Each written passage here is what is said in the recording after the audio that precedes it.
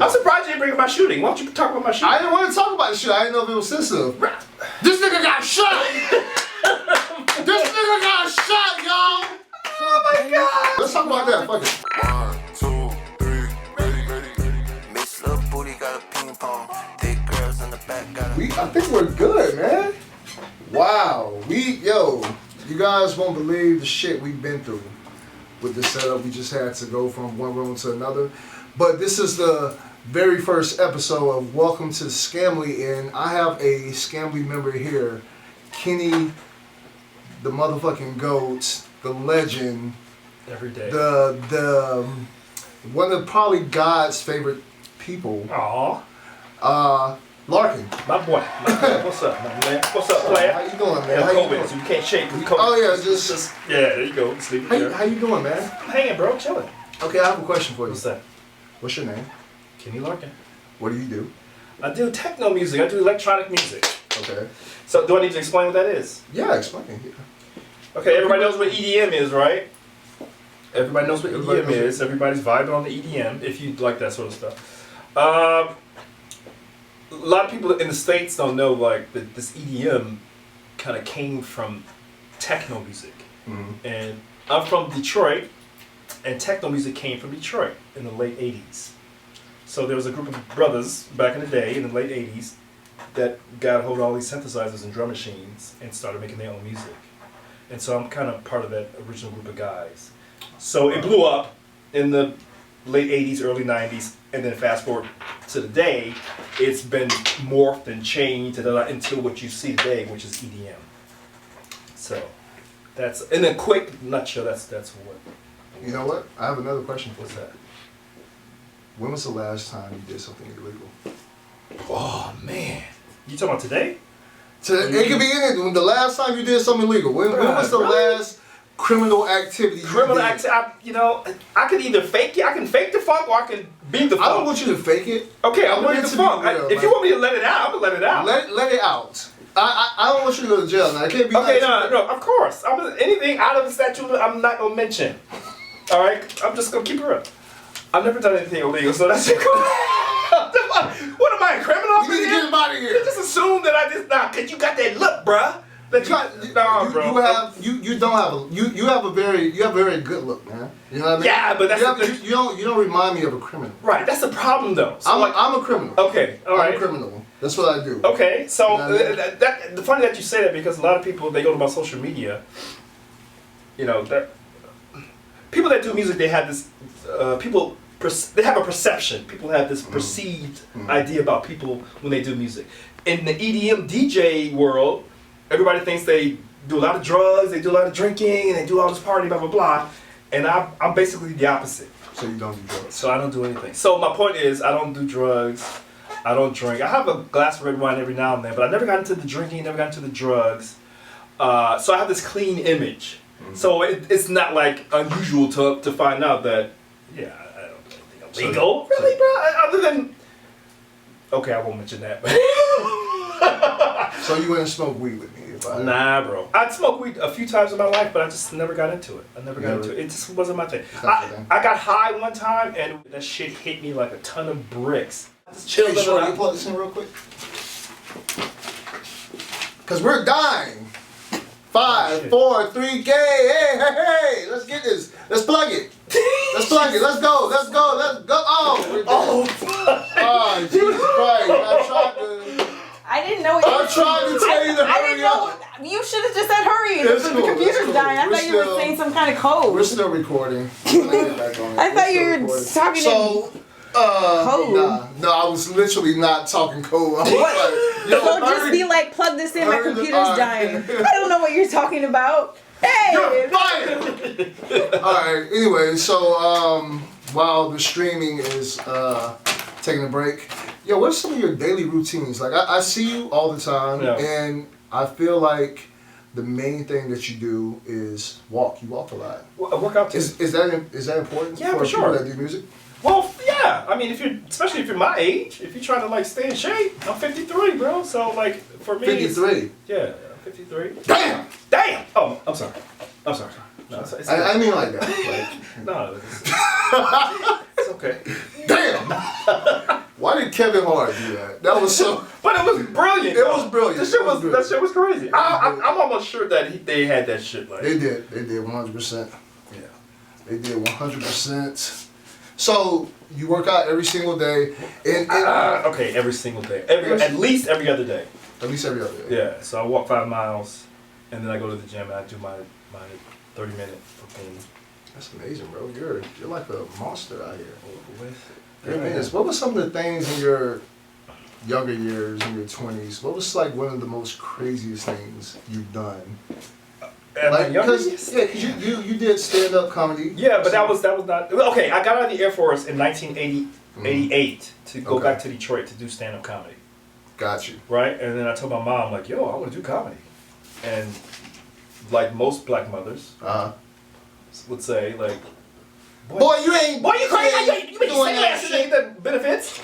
My mom didn't say that. Oh wow. Because my mom she also had a dream to be a comic when she was little. Oh, that's dope. And she never told me that until that day when I told her I wanted to get out and why I wanted to get out. So, yeah, so I went back to do the comedy. And then when I saw what was going on in the clubs, this weird electronic music, that's when that was the... That was the birth of the music, the techno genre. And I heard, I was like, what the fuck is this music? So that was the beginning. That was the beginning. That's what sparked you, because you're a Miles Davis fan. Big time, yeah. Big time Miles Davis. A lot of old jazz people. Yeah, for sure. So did Miles Davis play a role? Well, I mean, all the stuff that I listened to as a kid, yeah, for sure it shows up in my music, especially the jazz stuff. That's why I stick out from all the other EDM stuff that's going on. You know, yeah. My sound is more funky and jazzy and black, quote unquote. I hear your sound. Well, have you? Like, I need to play some stuff that's really representative of what I do, as opposed to be like remixing other people's stuff, or like even some of my own stuff that I may make for the dance floor. It's completely different than stuff I might make to like show my real like. 100%. Right. So like, but and you tour. Yeah. So what was too much touring, bro. So like I've been touring since. Do you like it? Like, is it fun? I've been touring since 1990. So is it fun? It's okay. I mean, the majority, 99% of the touring is out of the country, mainly in Europe, but we also go to like all the other continents. Got you. Australia, Japan, South America, like everywhere, just everywhere. Africa, everywhere. We go everywhere. So for me, like, you know, I've flown like, just on Delta alone, I've flown like 3.5 million miles so far. Okay. That's not even including the other airlines. So I've probably flown maybe 5 million miles, just adding up all the other airlines. So when you ask me, do I like it? Yeah, no. Because to me, it's like a big ass bus in the sky at this point. Hold on 1 second. We're going to have to edit this part out. There's a... what happened? Nah, it's the screen right here isn't. Tell us about the Music Institute. Oh, do you know about the Music Institute? I know about everything. When the music started jumping off in Detroit, techno music, it was the whole scene was all black, basically. Right. So the Music Institute was the club where the guys who founded this techno music, they would go and DJ, and that's where the center of the scene was in this place called the Music Institute, and it was like a members only club. You had to be a member of this club. And do you stay connected with some of the guys back? Yeah, of course. Okay. Yeah, I'm super close with most of them, really, to be honest. Well, I have everybody has their own little cliques within the city of Detroit. So I have the guys there's 3 guys who started the techno stuff, and I'm super cool with 2 of them. And then also the guys who came up with me, I'm super cool with them, actually. So, yeah, we're still super close. We're all still touring all over the world, like old-ass men, like still touring, because we, like, started the stuff. I'm part of the second generation, so I'm not the founder, but they are, and then I'm right under those guys. So we all, there's not a lot of black artists that are doing this music that still tour. Got you. So how important is friendship in the music industry, and do you feel like there's a lot of snakes in the grass? Music business is horrible. You ever got stabbed in the back? Not by friends. Not by a real knife. Well, not by friends. Usually, I mean, I usually did the music deals that I did with people who had big money and big labels and stuff. So. And they was it easy? Wait, So I didn't have to deal with the backstabbing from friends because I didn't do a lot of business with them. Yeah. When the music was really jumping off, like I was dealing with like I got a publishing deal with BMG, so I had a lawyer doing all that shit, right? Gotcha, So, and then the label that I signed to had a big deal with Sony, and so I got a big deal with those guys out of Belgium. And so I dealt with them. So did I get screwed over? No, I got a lot of money. Actually, I got one of the biggest album deals of any techno artist like back in the day. I did a 3-album deal with them, and then got a really nice chunk of change, and then also the publishing. So actually, and then when we decided to part ways, I got all my rights to my music back. So yeah, so I've never really technically been screwed over. So you don't have any pets currently. No, I don't have anything. But you did have a. Oh my God, man! Wait, let me finish. God, man! What are you? I'm just saying you had a. Go ahead, bro. Like, what's my dog's name? You had a German Shepherd. No. So you didn't have a fucking German Shepherd. No, motherfucker, you wrong. Check this out. Where's my inside? No, guy? look at thumbs down. I need to contact my inside guy. Wow. What the hell? How the hell they gonna give you Dawn, but they get the dog wrong? A German Shepherd. So there was no German Shepherd. No. Okay. Nice try, bro. Okay. I'm gonna tell you what it was. Did you have a dog? Actually, no. But my brother did. Right? And so I used to live with my brother at one time. So, like, just by proximity, like, we lived together, so the dog. So, but it was not a German Shepherd. No. Was the dog named Trouble? No. No. I'll tell you what the dog was. It was a Japanese dog. It was an Akita, and his name was Khan. So you're wrong, Trouble. You pulling up some shit. Where did he get his info I'm not from? pulling up anything. Miss Producer, where's he getting his info? Y'all supposed to vet this shit. I'm literally. Wikipedia. I'm literally Wikipedia. Wikipedia has everything. But you know what's weird? Like somebody had a dog. Trouble sounds familiar. I don't know who had a dog named Trouble. Should I call my brother? Maybe he had a dog named Trouble. Maybe he has a dog named Trouble, but well, no, that was back in the day, though. the information that I'm getting right here is not from. Dog named Trouble. It's not from your brother. It's from Dawn, actually. Dawn. I'm just playing. It's not from Dawn. I was gonna say Dawn. Maybe she get me mixed up with the guy. Okay, I was gonna say the guy she cheated. Yo, what? You got cheated on, bro? Yeah, man, she cheated on. She cheated on you, bro? I'm gonna leave my lips, so you know the brothers too. Yeah. Can't hear you. Damn. You can't hear me? I'm not picking up. No, we picking up. Check 1 2. Can y'all hear me out there in the audience? Check. Oh, audio is out. Is there any thing that you watch when you make music? I watch a lot of sci-fi because I do like futuristic music. Ooh, Like Sci-Fi Channel? No, like sci-fi music, movies. Just movies in general. Yeah, just like. Do you remember Sci-Fi Channel, bro? Yeah, but they did more like. Did they do like? They did a bunch of. But they do like more like documentary type stuff, right? No, not Sci-Fi. Oh, okay. Sci-Fi Channel. So Sci-Fi Channel had movies and shit. Oh, okay. No, I didn't used to watch. I don't watch some of that. Oh, okay. So let me ask you another question. Hot or cold? You're from Detroit. Cold. We're gonna go hot. Wait, Cold? no, hot. No, that's why I moved out here. I want hot. So you would rather burn to death? Yeah, motherfucker. I want to burn to death. I just want to know which one. Like, What? So why you gonna like bait me like that? No, I'm cold. Let's go with cold. What? Now what? So you would rather freeze to death?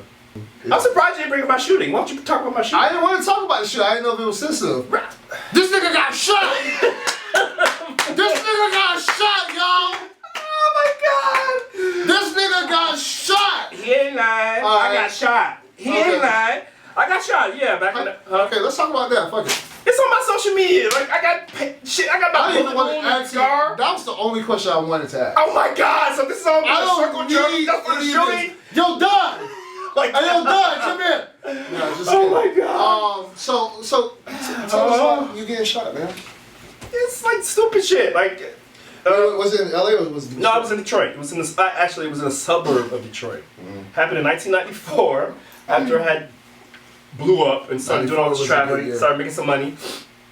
And somebody came to my house like I just got back from Germany that night. I landed, went to Best Buy, bought a boom box, went home, got into bed, started watching Seinfeld. And somebody knocked on my door. I'm like, what the fuck is that? We never used to invite people over because, you know, motherfuckers hate on you, right? Yeah. If you're doing well. So I've never had a lot of people coming over to my place. And this is in a suburb of Detroit. This ain't no like ghetto. This is like the white, wealthy suburb. Yeah. Somebody knocked on my door. I'm like, what the fuck is that? So I went to the door, opened the door, dude shot me. So that's the quick story. 2 dudes. Actually, it was 2 dudes. You got shot by 2 people? That's the quick. Well, one knocked on the door. I opened the door, looked at him, was like, what the fuck? And then I heard somebody rushing out from behind the tree in the front of the yard, and I was like, oh shit, someone's about to go down. And the guy was running full speed, and he saw me, and then he just pulled the trigger. So was it assassination attempt? They obviously came to rob me, right? So like they probably thought, and this is the police after they did their investigation. Look, I didn't do. This is before I even started drinking coffee. I didn't start drinking coffee until I got it. That's how square I was. I didn't have enemies, like chicks. Like he hurt me. He hurt my feelings. Like he didn't call me. That's the worst kind of enemy I had. I didn't run in crazy circles. I know who did it. I know who did it too. I know who did it. Oh really? Yeah. Okay. Basically, I ran into some guys that I went to high school with a few weeks before the shooting happened. I hadn't seen them in years. It's always some high school niggas. It's always some high school it's niggas. always like, some niggas down on the street where they fucking like. Right, I saw them at a fucking grocery store, like, oh, what's up, man? And I hadn't seen them since high school. Mm-hmm. So this is 94, so I graduated in 86. So 8 years, whatever. Yo, I see you on, you doing well, and I was like, yeah. I'm like, what are you doing? Like, oh yeah, man, we trying to do music. Oh, I have a studio. Why don't y'all come out to my studio? Where is it? I live in Birmingham. Y'all come on out and do a session. Yeah. Right. So that's basically what happened. So they came and they did a session. No. So I told them I had to go to Europe, right? And then when I get back, we can link up. Yeah. And I gave them my information, and they found out. So when I opened the door, I was really close to one in high school. He was standing. Okay, so when the shit happened, they shot me. Like I remember every tiny detail that happened. Everything, like every minute detail. I remember all that shit. So about when the door opened, like there's this. Your brain just like says, "What you ain't ready to see this." Yeah. Or no. Let me rephrase that. I saw everything, but I didn't register it until later. Okay, gotcha. So I remember when the police came. I remember everything that happened. They said, "Who did it?" I said, "I don't know." I opened the door. 2 black dudes shot me. That's what I remember. Yeah. And then after I got out of the hospital, I was only in the hospital for like a week. Thank God. And I shouldn't be here. I should be dead because they shot me with a .357. Where you got shot at? In the stomach. Oh, okay. If you want to see the scar, go to my Instagram, Kenny Larkin Official. I just did a post like last week, and you see the big scar. There is a scar. If you guys go to his with the bullet page, yeah. So my memory started coming back, and so I started seeing like my friend at the door, and then his brother was the one who came from right. So when they were running full speed, they didn't expect me to be there. Yeah. They thought my girlfriend was there. So I shocked them when they saw. But the fucked up thing is they didn't even have masks. Oh wow.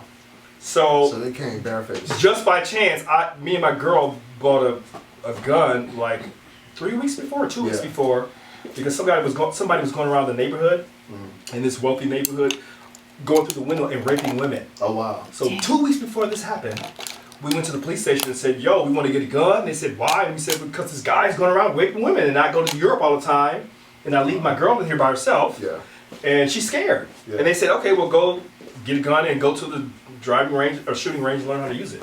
So that's 2 weeks before the shit happened, right? And so like, for the next week, I was having all these nightmares with this gun in the house. Jesus. And the nightmare was, are we here? Are we here? Yeah. Okay, so I was having these nightmares of me shooting my girlfriend, because she would get up in the middle of the night, and I would think that it was somebody who broke in the house. Right. So I was like, yo, I gotta get rid of this gun, because I'm scared that I'm gonna shoot you, because I hear you getting up and going to the bathroom. I don't want to shoot you. Yeah. So the day before I was supposed to go to Europe, I was supposed to get rid of this gun, but I didn't have enough time. So I didn't do it. So when I came back and landed, when I went to the door after they knocked, I had this gun behind my back. And so when I opened the door, that's what gave me the fucking strength to open the door. Like, yo, I had this shit behind my back. Like, I'm something like, yo, what's up? I know nothing about guns, right? I was in the Air Force, but like still, I'm not like, so I had it behind my back, opened the door, I looked at him, saw him, and then I heard somebody rushing, and then I stepped back, and then the gun was down by my side, and the light from the hallway was shining on this gun. Yeah. So when the guy was running full speed, he saw that, he just stopped and just, So basically, that gun saved my.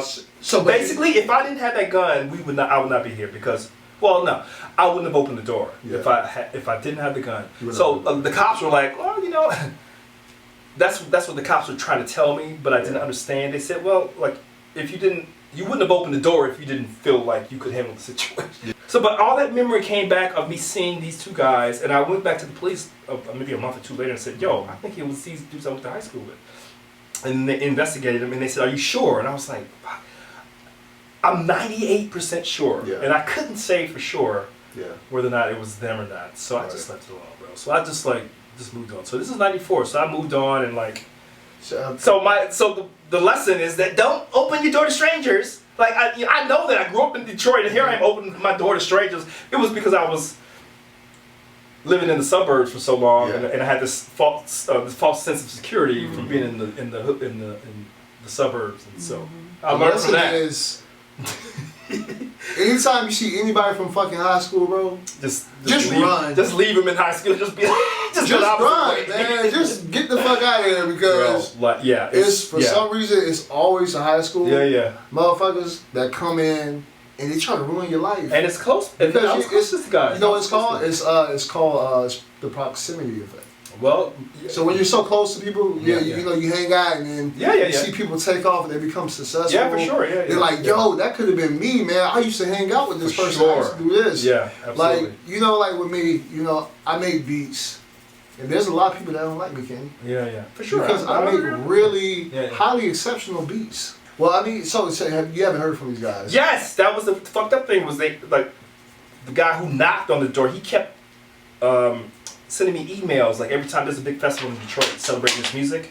Every time I would go back home, he would send me emails out of the blue like, "Yo, I want to hook up with you." I was like, "What the fuck you want to hook up with?" Nah, man. Right? So I eventually got to the point. This happened. The last email he sent me was probably a few years ago. He was like, "Yo, I want to link up with you." And I was like, "I'm sick of this motherfucker. Let me reply with one word." Yeah. And the one word was "bam!" exclamation point. And then he replied, "Oh, you think I shot you?" I was like, "That's all I need to know, bro. Yo, why do you even assume that?"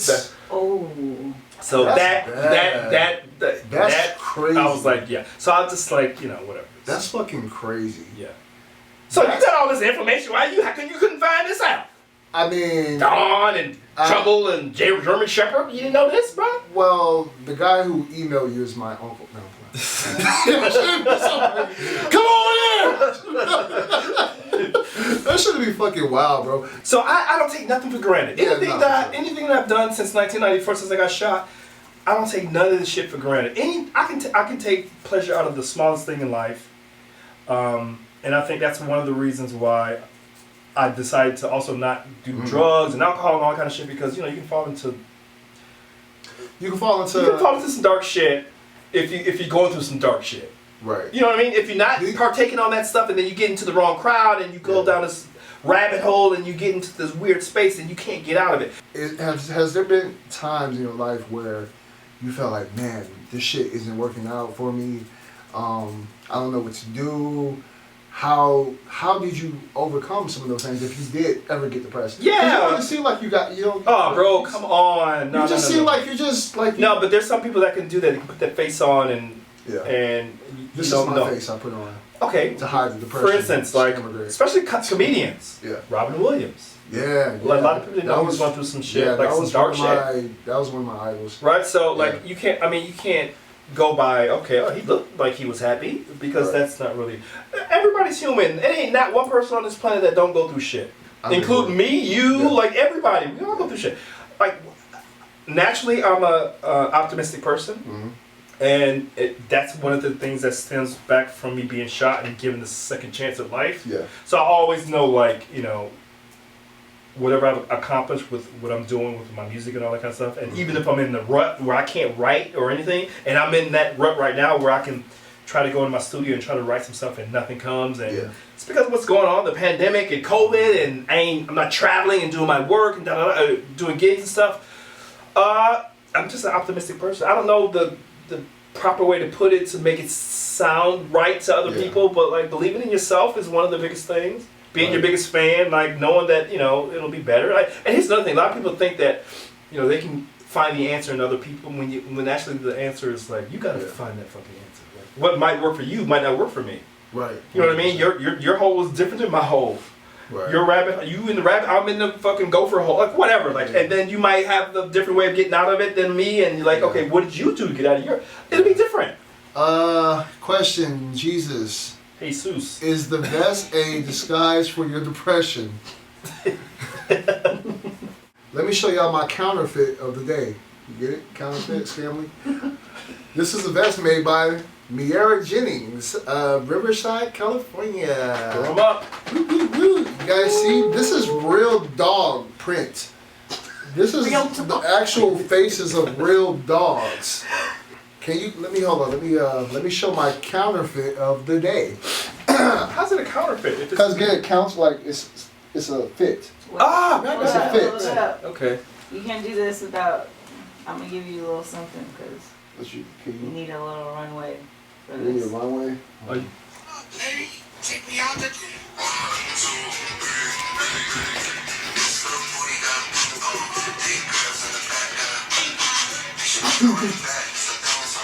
And her friend got hey. Yeah, that's right. That was all I get. I'm sorry. Make sure y'all stream that on fucking YouTube because it's not nowhere else because it's a sample. I thought you was at the gym. You don't go to the gym?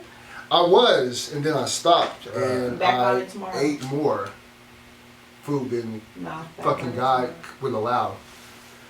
I ate so much over the past. All right, anyways, how long did you do comedy? Because I saw your tapes and it were great, bro. Tapes. Just Saw one the tape. I So I saw, was at the Improv. but it was really good. Though. Actually, it's funny that tape that I made at the Improv was the first time I was on stage in like 17 years. Really? Yeah. So actually use that tape to get shows in like the Laugh Factory, showcases at the Laugh Factory, comedy stores. I was actually kind of coming up a little bit in the Laugh Factory. Yeah. And the owner, Jamie Masada, was like, yo, if you keep doing what you're doing, you'll easily make it. But the problem was I kept having to do all these tours, like European tours, world tour, whatever. So that would get in the way of me doing the comedy. I think. So I was making all my money on the road, so I had to decide whether or not to do the DJ thing and still make the money, or do the comedy thing and go work at McDonald's. And it was like quite obvious that wasn't gonna do it. So that's why I stopped. that sounds really familiar, doesn't it, Mira? It sounds really familiar because I am, Jamie's here. Come on in. So that would've been crazy. Yeah, man. But it's been a really good interview. I appreciate you having me on. You're my first interview, so by default, this interview was probably a little trash.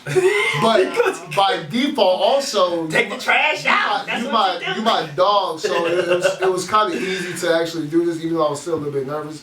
But man, it was a really great interview. You are now an official Scamily member. You're the first one, man. You're the first one. Come on, official Scamily member. I'm a skanky scammer. Skanky fucking scammers. It was a pleasure, dog. My man. We're gonna do Keep it some real. more of this.